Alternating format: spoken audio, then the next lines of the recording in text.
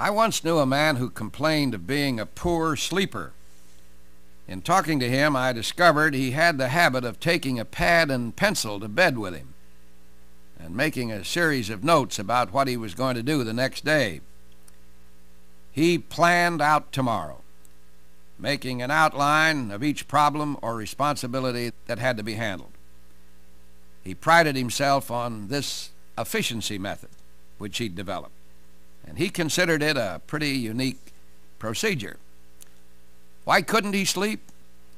Simply because he was taking tomorrow to bed with him, and that nobody should ever do. I believe in efficiency too. One of the mottos I really admire is this one: plan your work and work your plan.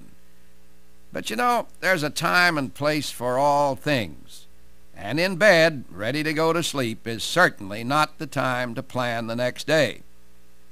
In fact, I don't believe it's efficient to do any tomorrow planning later than, shall we say, 9 in the evening if you're going to bed at 11, or not later than 8 if you're going to bed at 10. Don't fill the time before you go to sleep with any problems of the future. You know, the two most important moments in the day are when you first open your eyes and the moment when you drop off to sleep.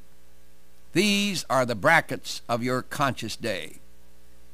If those moments are packed full of positive, joyful thoughts, then your day will be full of positive, joyful living.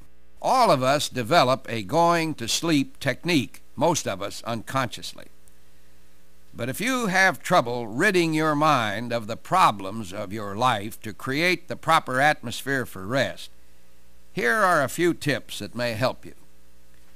An excellent go-to-sleep technique was suggested by a friend of mine, J. Harvey Housells. He said, "When the last good night has been said and the head is on the pillow, the mind is utterly alone with its thoughts.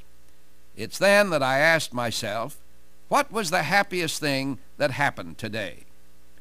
This has a great effect, not only in setting the tone for a deep and peaceful night's sleep, but also in conditioning the mind to anticipate the new day that is soon to dawn.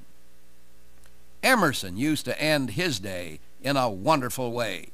He finished it completely. Here's what he said: "Finish each day and be done with it. Tomorrow is a new day. Begin it well and serenely, and with too high a spirit to be encumbered with your old nonsense."